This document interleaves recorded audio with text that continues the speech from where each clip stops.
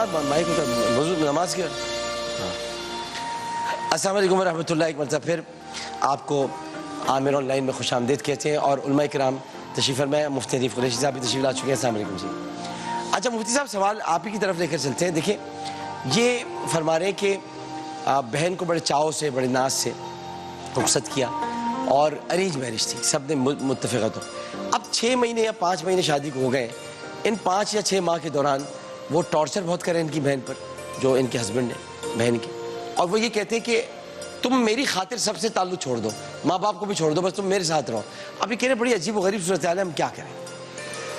بسم اللہ الرحمن الرحیم. قرآن مجید قرآن رشید نے بڑا واضح طور پر حکم دیا ہے کہ وَعَاشِرُوهُنَّ بِالْمَعْرُوفِ, تم اچھے طریقے سے اپنے گھر والوں کے ساتھ زندگی گزارو.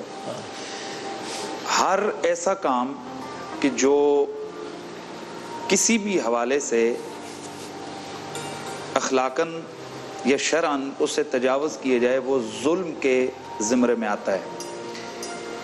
ہر عورت کا یہ حق ہے کہ وہ اپنے ماں باپ سے ملے, وہ اپنے بہن بھائیوں سے ملے, یہ اس کا شرعی حق ہے.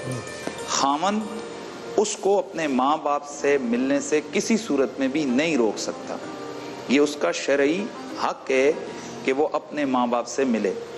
ماں باپ سے ملنے سے روکنا یہ اس خامد کا ظلم ہے, اس کی زیادتی ہے, اور اگر اس لڑکی سے ہو سکتا ہے تو وہ عدالت سے رجوع کر سکتی ہے یا قاضی وقت اس خامد کو اس عمل سے روکنے کے لیے اس پر دباؤ ڈال سکتا ہے.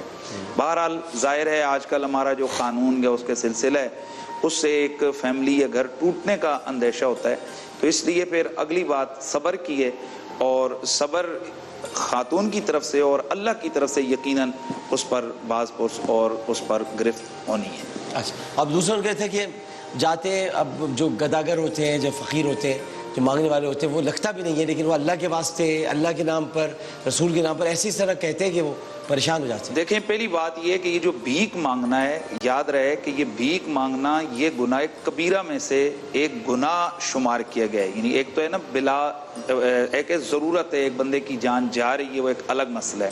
یہ جو ویسے بھیک مانگنا ہے اس کی حدیث مبارکہ میں بہت ساری وعیدیں وارد ہوئی ہیں. مثلا اس میں یہ بھی ہے کہ قیامت والے دن ایسے لوگوں کے چہروں پر سے گوشت اتر جائے گا, پھر ان کو آگ کا عذاب دیا جائے گا, بہت زیادہ وعیدیں ہیں.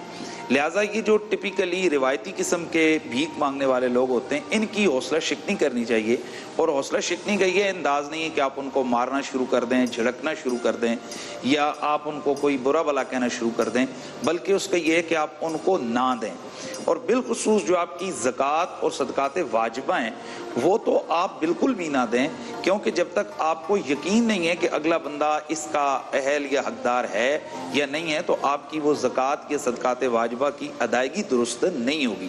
لہٰذا آپ کے لیے ویسے قرآن مجید کا حکم ہے کہ آپ ان کو چہروں سے آپ پہچانیں. بہت سارے لوگ ایسے ہوتے ہیں کہ جو بظاہر سفید پوش نظر آتے ہیں, بظاہر ان کا نظر آتا ہے ان کے پاس بہت ہے لیکن وہ ہوتے غریب ہیں. قرآن اور حدیث کا حکم یہ ہے کہ آپ ایسے لوگوں کو تلاش کریں اور ادراک کریں کہ بھئی ایسے واقعی جو اس کے اہل اور ضرورت مند ہیں آپ ان کو دیں.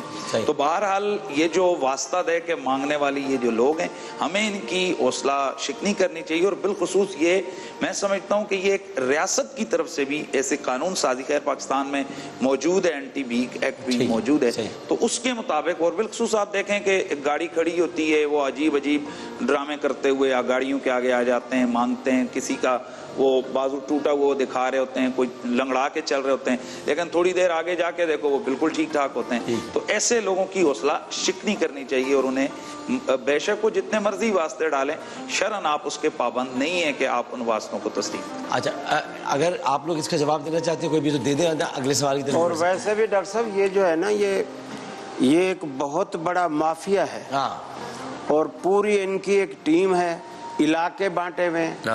اگر روڈ ہے ڈبل وے ہے تو اس حصے کا ہے, میں بالکل ہے, ادھر والا ادھر نہیں جا سکتا.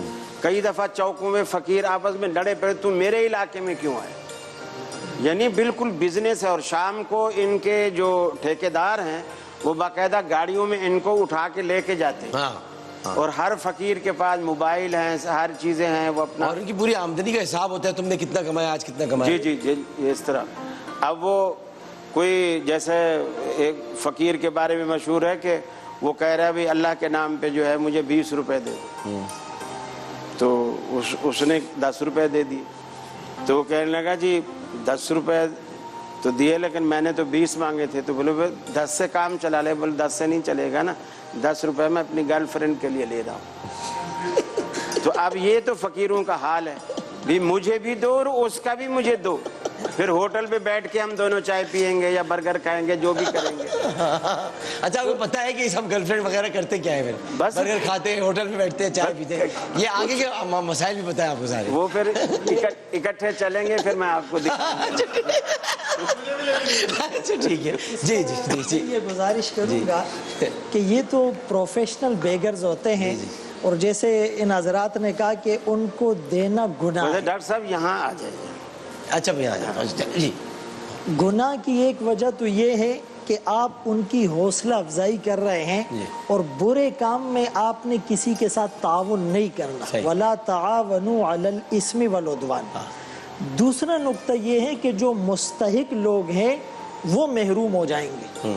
قرآن کریم نے سورہ بقرہ میں فرمایا کہ ایسے لوگوں کو تلاش کر کے دو، یحسبہم الجاہل اغنیاء من التعفف، اس کی خودداری کی وجہ سے، اس کی سفید پوشی کی وجہ سے آپ اسے مالدار سمجھتے ہیں، لیکن ان کے چہروں سے ان کے آثار نظر آتے ہیں۔ لا یسألون الناس الحافا، وہ لوگوں سے لپٹ لپٹ کر نہیں مانگ رہے ہوتے، ان کو دو، ان کو دینا زیادہ بہتر ہے۔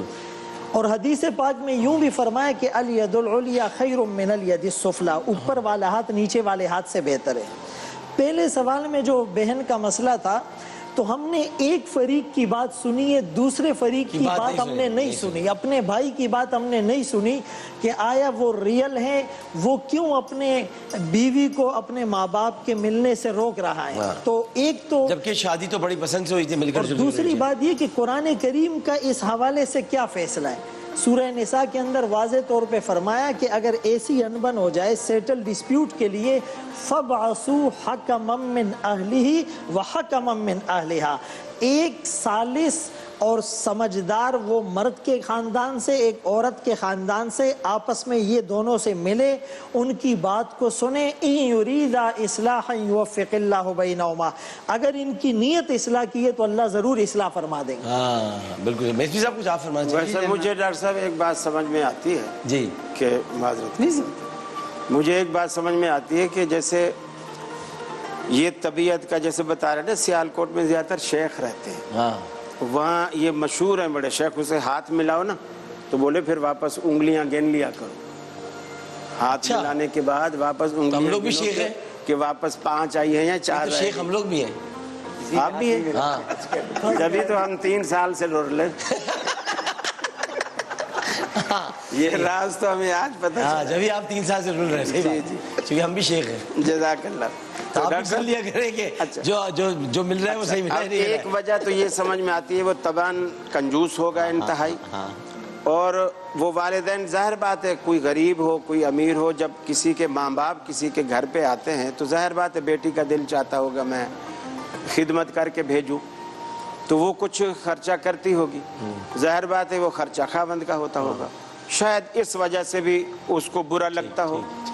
حالانکہ رسول اللہ صلی اللہ علیہ وسلم نے ابو سفیان ابھی اسلام نہیں لایا تھا، ابھی مشرک ہے، اس وقت بھی آپ نے گھر میں آنے سے نہیں روکا، ام حبیبہ کے پاس آئے، وہ ان کی بیٹی ہیں، بس صرف بستر پہ نہیں بیٹھنے دیا، ہاں بس وہ بستر اٹھایا اور پھر انہوں نے پوچھا یا رسول بیٹی کیا یہ بستر میرے لائق نہیں یا میں بستر کے لائق نہیں؟ کہا ابو آپ بستر کے لائق نہیں، اس لیے کہ اس بستر پہ رسول اللہ صلی اللہ علیہ وسلم، بالکل صحیح، تو وہ یعنی لیکن اللہ کے رسول نے انہیں بھی منع نہیں منع کیا۔ تو ایک مسلم گھرانہ ہے اور مسلم گھرانے میں شادی ہوئی ہے۔ بھئی حضرت اسماء بنت ابو بکر جو تھی ان کی والدہ کے ساتھ اس نے سلوک کا حکم دیا تھا رسول اللہ، حالانکہ وہ ایمان نہیں لائی تھی، کہا کہ تم اس نے سلوک کر۔ میسوی صاحب آپ کی طرف آتے ہیں، وقفہ لے لوں میں اگر آپ کی اجازت ہو، تاکہ پھر آپ کی بات کرنے سے وقفہ لیتے ہیں، وقفے بعد حاضر ہوتے ہیں۔ السلام علیکم ورحمۃ اللہ۔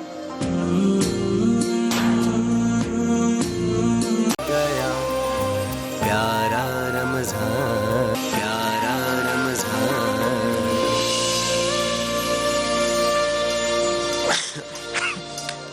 السلام علیکم ورحمۃ اللہ. ایک مرتبہ پھر حاضر خدمت ہے اور نشریات سے ہماری پیار رمضان افطار عامر کے ساتھ, اور اس وقت علماء کرام کے جوابات کی طرف بڑھ رہے ہیں. بیسوی صاحب آپ نے جواب دینا جی.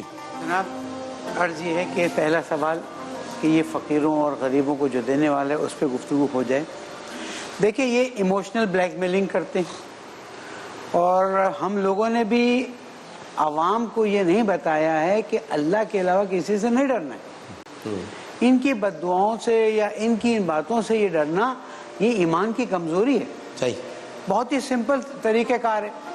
دسترخوان لگے ہوئے ہیں, شیفا صاحب یہاں تشریف فرمائیں, ابھی میری ان سے گفتگو ہوئی کہ ہم روزانہ 50,000 لوگوں کو کھانا کھلا رہے ہیں جی, ٹھیک ہے نا. وہی پیسہ نیت یہ کرو, مانگ یہ رہے دوں گا میں وہاں پر, جس آرگنائزیشن کو آپ بہتر سمجھتے ہو کام کریں. دیکھیں جب تک اس بھیک مانگنے کی عادت کو ملک سے ختم نہیں کریں گے, نشہ نہیں ختم ہوگا, اغوا نہیں ختم ہوگا, گندے کام نہیں ختم ہوں گے, چوریاں نہیں ختم ہوں گی. اس لیے کہ یہ آتے بھکاری کی شکل میں ہیں لیکن ہوتے بہت بڑے مافیا کے حصے ہیں. اس لیے بہت بہتر ہے اگر آپ کو ہوتا ہے کہ جناب امیر المومنین علی بن ابی طالب علیہ السلام نے فرمایا کہ جو ہاتھ تمہارے سامنے آئے اس کو خالی مت لوٹاؤ. بہت اچھی بات ہے, پانی کی بوتل رکھ دیں اس کے ہاتھ میں, پانی پیے گا. بسکٹ کے پیکٹ رکھ دیں, ہم تو اپنے چاہنے والوں کو یہی کہتے ہیں آپ بسکٹ کے ڈبے رکھ لیں, چھوٹے ٹکی پیک دے دیں تاکہ خالی ہاتھ نہ جائیں.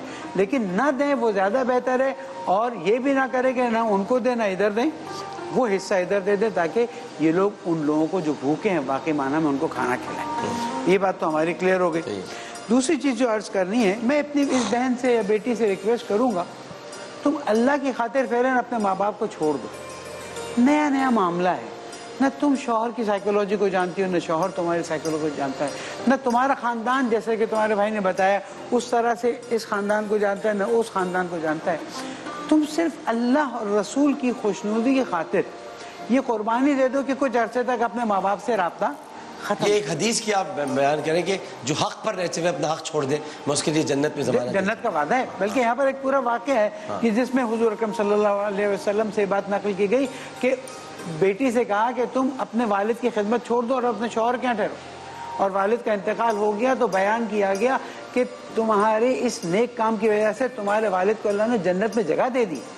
تو یہ گھر بنانا بہت ضروری, نکاح ہو گیا نا, تو اب آخری حد تک کوشش کرنی ہے کہ گھر ٹوٹے نہیں. مگر یہ کہ خدا نہ خواستہ شوہر ظالم ہو یا اطراف والے ظالم ہو, ہم کسی کو تشخیص نہیں دے سکتے اس وقت. جیسے کہ مفتی صاحب نے فرمایا کہ ایک طرف کی سنی دوسری, میں صرف بہن سے بیٹی سے کہوں گا کہ نہ ہم تمہارے شوہر کی سنتے ہیں نہ تمہارے بھائی کی سنتے ہیں. ہم تم سے ریکویسٹ کرتے ہیں آج اللہ تعالیٰ کے نام پر اپنے دل پہ پتھر رکھو, اللہ کی خوشی کے لیے, رسول اکرم کی خوشی کے لیے. اس لیے کہ طلاق بہت ہی بری چیز ہے, اور طلاق کے بعد جو ماؤں بہنوں بیٹیوں کا ہم حال دیکھ رہے ہیں, میں سمجھتا ہوں کہ اس کو ایوائڈ کرنا بہت ضروری ہے. بالکل صحیح بات. کالز کی طرف بڑھتے ہیں جی. السلام علیکم. جی علی محمد صاحب کچھ پوچھنا چاہ رہے ہیں. جی دو سوال ہیں. دو سوال. جی ایک سوال تو پہلا یہ ہے کہ میرے ایک دوست نے پوچھا کہ ٹیکسٹ میسج پہ اگر کوئی ڈائیورس لکھتا ہے, طلاق لکھتا ہے, تو کیا اس کو 3 دفعہ میسج کرنا پڑے گا؟ جیسا پیکیج ہے ویسا کر دیں. نہیں پیکیج نہیں ہے, اگر پیکیج بھی ہے پھر بھی وہ 1 دفعہ لکھے گا تو 1 کاؤنٹ ہوگی, یا 3 دفعہ ٹیکسٹ میسج کرنا چاہیے, یا 3 دفعہ ٹائپ کر کے لکھے, کیا صورتحال ہوگی اس کی؟ ذرا سا تینوں سارے علماء کرام سے میری درخواست ہے. جی جی بتا دیں, سارے نہیں ایک کوئی بتا دے گا. جی دیکھیں ویسے صحیح جواب تو وہی تھا جو آپ نے دے دیا, پیکیج اگر جیسا ہے. ٹھیک ٹھیک. دیکھیں ڈاکٹر صاحب, یہ جو ٹیکسٹ ہے تحریر کا, یہ جس کو کہتے ہیں, یہ بھی ایک تحریر کی صورت ہے, لیکن یہ بھی ایک شرعی مسئلہ ہے کہ ایک تحریر دوسری تحریر سے مشابہ ہوتی ہے. تو یہ اس وقت تک طلاق نہیں ہوگی کہ جب تک وہ ٹیکسٹ میسج لکھنے والا اس بات کا اقرار نہ کرے. صحیح. ایسا کئی دفعہ ہوتا ہے کہ آپ کا موبائل کھلا ہوتا ہے, کوئی میسج کر سکتا ہے, یا کہیں آپ کے پاس کہیں سے وہ میسج آیا ہوا ہے, وہ آگے وہ فارورڈ ہو جاتا ہے, یعنی آپ کو پتہ بھی نہیں ہوتا. اب تو دوسرے کے موبائل کے ذریعے سے بھی میسج ہو سکتا ہے. جی ہاں. تو اس میں اگر وہ جو شوہر ہے وہ اس بات کا اقرار کرتا ہے کہ ہاں یہ میں نے ہی یہ لکھا ہے اور میں نے اپنی بیوی کو سینڈ کیا ہے, پھر آگے وہ تحریر تک منحصر ہے کہ وہ تحریر کیا ہے. اس میں اضافت طلاق ہے, اضافت طلاق ہے یا اضافت طلاق نہیں ہے, یا ویسے ہی لفظ طلاق لکھا, وہ تو کوئی ایسی صورت نہیں. تو اگر اضافت طلاق بھی ہو, اقرار بھی شوہر کرتا ہے, تو پھر بہرحال میسج سے بھی طلاق ہو جاتی ہے. اور دوسرا پھر آ گیا پیارا رمضان.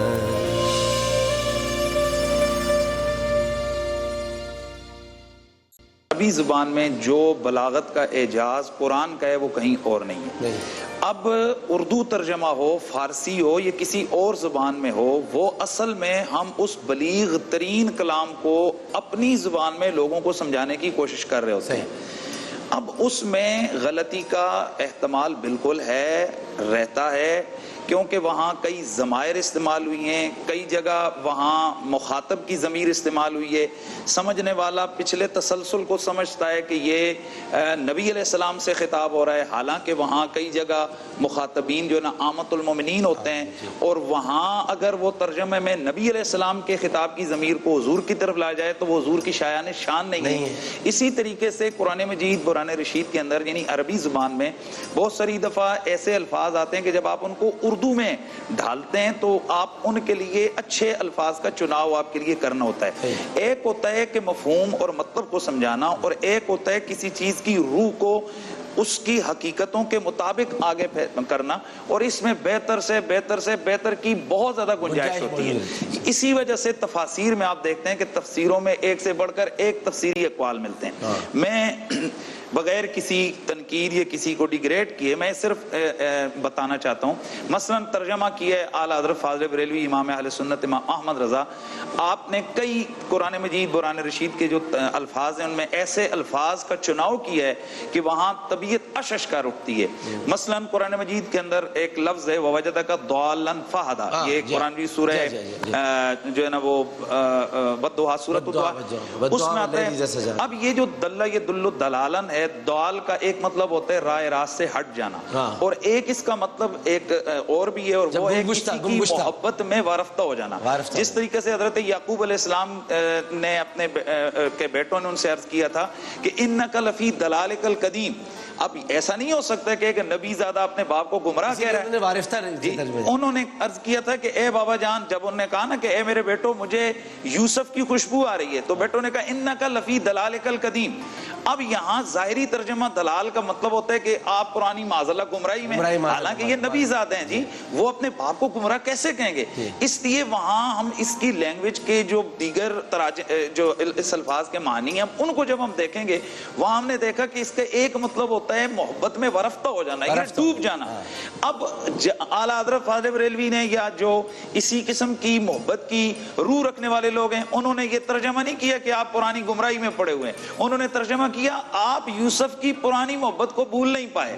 اچھا، اب اسی طرح ووجدہ کا ضالا فہدا قرآن مجید ہے. اب اس کا ترجمہ جب اردو تراجم کو اٹھائیں آپ کو ملے گا کہ اے نبی ہم نے آپ کو بھٹکا ہوا پایا، ہم نے آپ کو گمراہ پایا، پھر ہم نے آپ کو جو ہے نا ہدایت دی. اب لفظ دلال یعنی دال کا معنی بے شک گمراہی ہے، لیکن سوچنا یہ کہ کیا یہ مقام نبوت کے شایان شان ہے.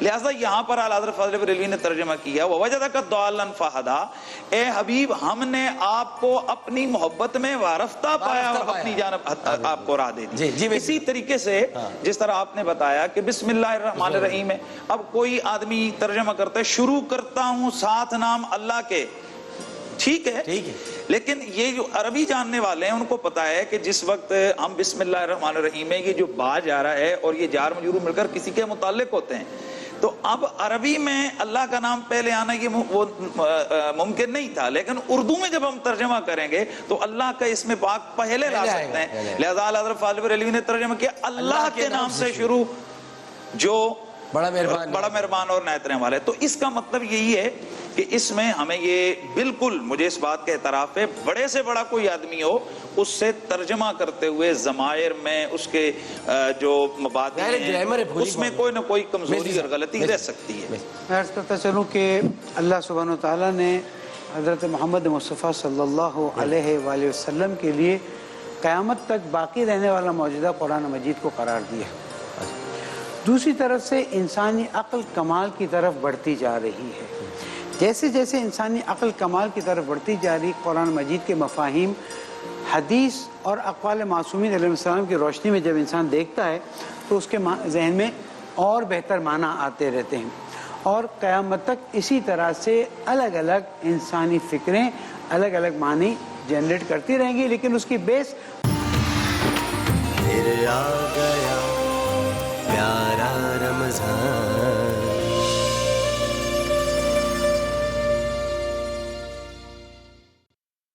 کیا۔ وبك آمنت وعليك توكلت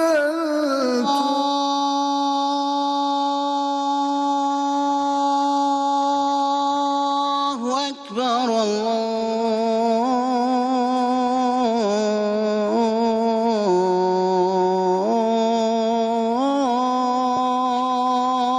الله أكبر أشهد أن لا إله إلا الله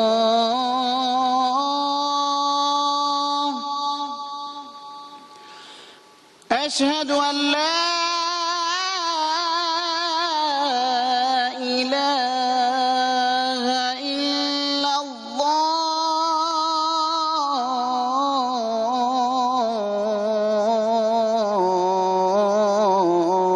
الله أشهد أن محمدا رسول الله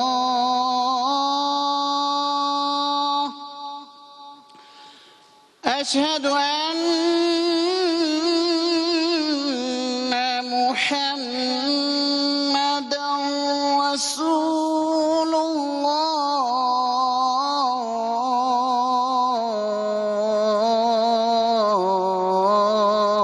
الله حي على الصلاة حي على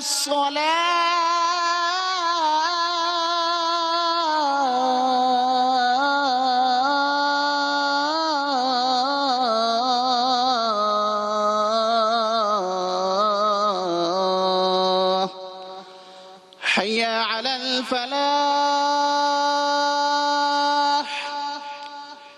حي على الفلاح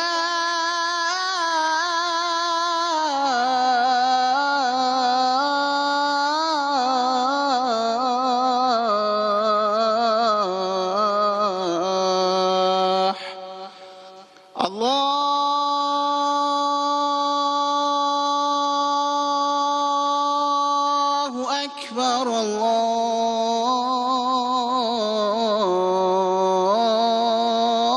الله أكبر لا